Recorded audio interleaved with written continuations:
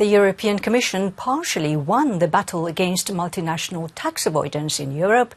EU leaders are trying to cope with the Herculean task of managing the influx of refugees and a chat with the former Speaker of the Greek Parliament.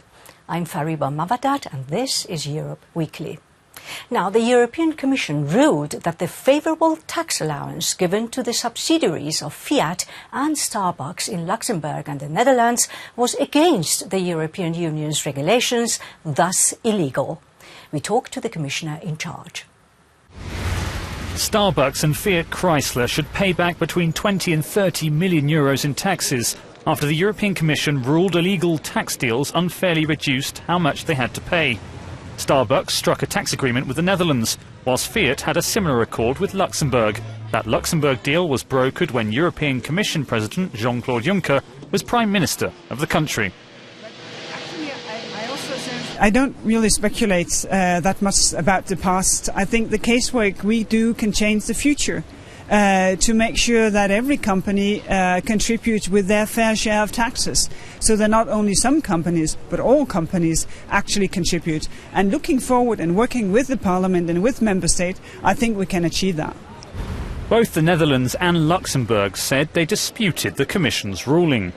Starbucks plans to appeal, whilst Fiat denies the agreement amounted to state aid.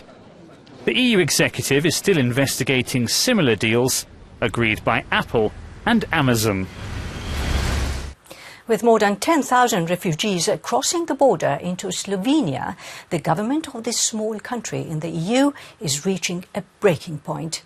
That's the reason Jean-Claude Juncker, the President of the European Commission, has called for an emergency summit on Sunday.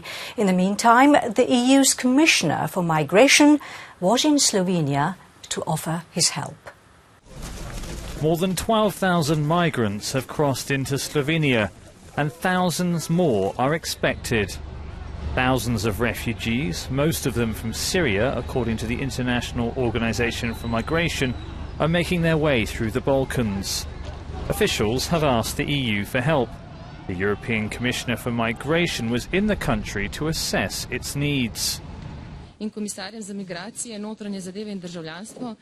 Commission stands by Slovenia, and we are ready to assist the country both technically and financially. We are ready to consider deploying migration managed support teams in Slovenia if the country needs to help the authorities with the management of the increasing migratory flows.